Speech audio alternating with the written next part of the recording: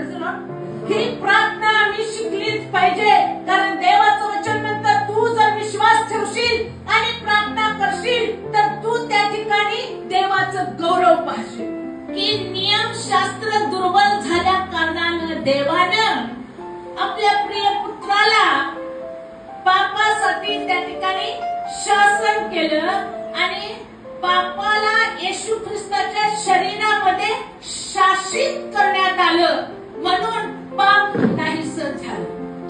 प्रार्थना करण्यासाठी काय कष्ट पडतं का?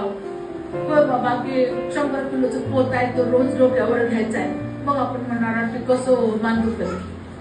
प्रार्थना करण्यासाठी कष्ट नाही, प्रार्थना करण्यासाठी यातना नाही, प्रार्थना करण्यासाठी पैसा जात नाही, प्रार्थना करण्यासाठी कुठल्याही प्रकारे किंमत अदा करावी लागत नाही.